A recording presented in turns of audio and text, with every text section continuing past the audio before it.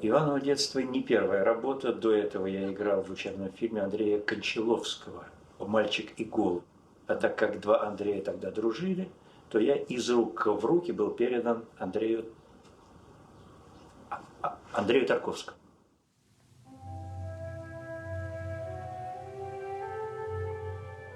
В те годы всегда давали читать сценарий, и мне объявили, что вот я буду пробоваться на главную роль, чтобы я прочитал прежде рассказ Богомолова «Иван».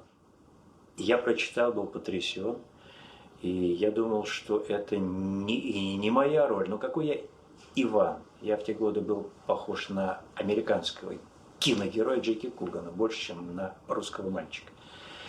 Вот, и поэтому я с трепетом пришел на Мосфильм, увидел Андрея первый раз в жизни. Он мне очень понравился, я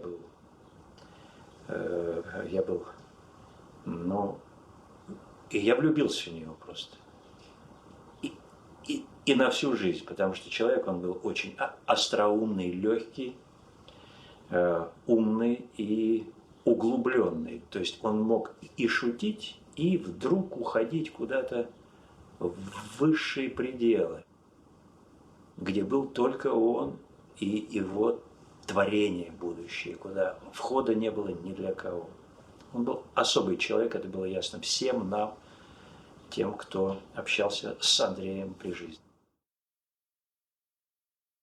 Проб у меня лично было очень много, но я не помню, чтобы кто-то пробовался еще на эту роль. Но Андрей мне показывал альбомы, толстые альбомы мосфильмовские, сплошь заклеенными фотопретендентами на роль Ивана. То есть он мне подсовывал те альбомы, которые остались в наследство от предыдущего режиссера. Потому что этот фильм уже делали до Андрея, и режиссер так плохо все сделал, что завалил работу напрочь, его отстранили и отдали этот фильм Андрею. И он все делал заново, все.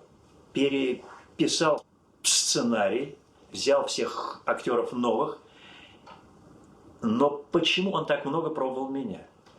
Уже когда Андрей ушел из жизни, мне попалась книга о нем, и там я узнал, что Андрей отважился делать этот фильм «Иваново детство» только потому, что у него уже был главный герой. Это я. Но мне он об этом никогда не говорил. Он провоцировал все время, чтобы я был собран, чтобы я добивался этой роли.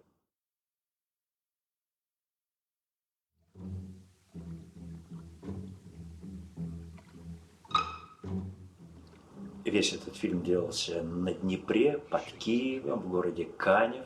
Мы жили в гостинице, все в одной, над Днепром прекрасным, Украина, теплые вечера. И каждый вечер мы были вместе. Окончив работу, мы ужинали обычно у меня, потому что мама моя была рядом, а она такой человек, что там, где она, там жизнь.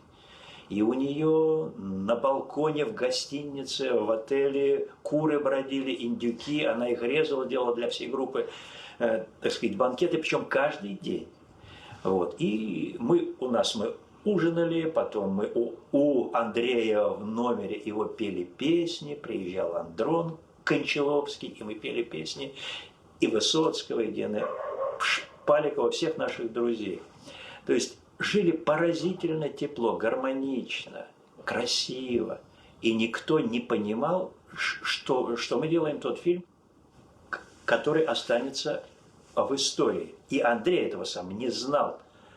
Он писал уже потом, что он понял, что такое режиссура, только окончив фильм «Иваново детство». Странно очень, но я много лет я говорил, что Андрей Тарковский с актерами не работает. Это я утверждал, и еще ряд актеров, игравших у Андрея в фильмах. Но сейчас, глядя на Иваново детство, я вижу в каждом кадре, в том, что я делаю, Андрея Тарковского во всем. В интонациях, в пластике, в этом покусывании пальцев, ногтей. Это Тарковский. Каким образом он этого так сказать, добивался, сейчас мне трудно даже представить. Но он все-таки работал с актером. Он мне еще на кинопробе объявил. Говорит, учти, у тебя будет одна сцена самая трудная. Сцена «Игра в войну», где ты должен будешь заплакать не так, как ты плакал у Андрона Кончаловского в фильме. Там ты нюхал лук. Здесь ты будешь плакать прямо перед кинокамерой. Ты должен будешь заплакать. И я с ужасом ждал этого дня, полгода я ждал этой сцены главной. Андрей мне давал книги читать о войне. И я помню одну из этих книг «СС в действии», об ужасах войны. Андрей мне рассказывал, как работают крупнейшие актеры мира, Жан Габен. Как Жан Габен живет в декорациях, чтобы обжить эти декорации, чтобы она стала родной для него. Но я не мог жить в декорации, но в тот день, я помню, я потребовал, чтобы я пришел и часа за 4 до всей группы, оделся, загримировался, и один бегал по огромному павильону и пытался приблизиться вот к этой сцене, к плачу. Эти 4 часа окончились очень быстро, я вижу там уже приборы, Андрей ходит за камерой и не подходит ко мне, а я бегаю, у меня уже ноги свинцовые, сил нет, а плакать не хочется. Вот. И вдруг Андрей подходит, идет прямо ко мне. И я весь сжался и думал, что сейчас он станет ругать, просто выгонит, ты бездарный, ты ничего, ты не можешь, я тебе говорил, что у тебя будет эта сцена, а ты бездарь. И я жду, что сейчас он меня будет. А он подошел и очень тонко, как психолог, понял, что тогда нужно. Он начал утешать меня очень нежно и ласково прижал к себе, говорит, Коленька, бедный ты мой, что же ты так, ты мучаешься, да мы сейчас все отменим, Коленька, бедный. И я заплакал от жалости к себе. И он меня взял за руку, и мы все сделали. Все равно убегу, если сами не отпустите. Я сам себе хозяин.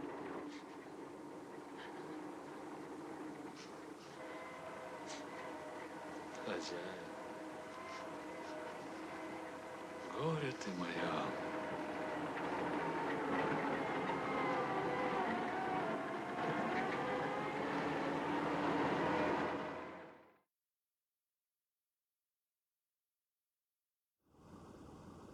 В те годы все военные фильмы я видел. Вот. Я лишь сейчас начал понимать, почему Андрей отважился делать фильм об Отечественной войне, о мальчике-разведчике. Лишь сейчас. Я раньше об этом и не думал. Я думаю, что он взялся за этот фильм и не только потому, что у него был главный герой, но потому, что ему эта тема была кровно близка. Ведь он в годы детства был почти именно такой же, каким был маленький разведчик Иван. Андрей в годы войны был уже, так сказать, 10 лет, он уже понимал, что к чему.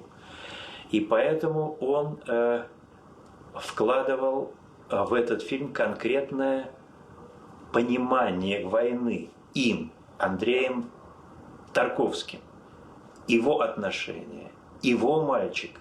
Он как бы представлял, каким бы мог быть он сам тогда на войне. И видно, он в те военные годы тоже мечтал отдать жизнь за Родину. Потому что Андрей был удивительный патриот. Вот, кстати, это отдельная тема, потому что многие пытаются представить Андрея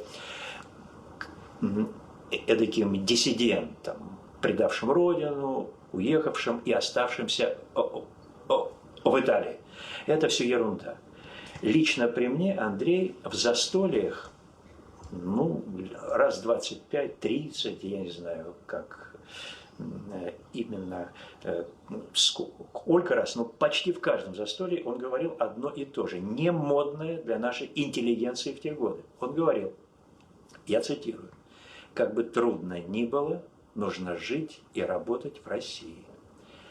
А сестре Марине перед отъездом в Италию он так говорил, они меня отсюда не выпихнут. Он как будто понимал, что чем это может окончиться. И его оставили там. Наших выпихнули, а те, кто были рядом в жизни Андрея Арсеньевича, они его оставили там, потому что они хотели, чтобы он жил там на Западе, чтобы и они там жили.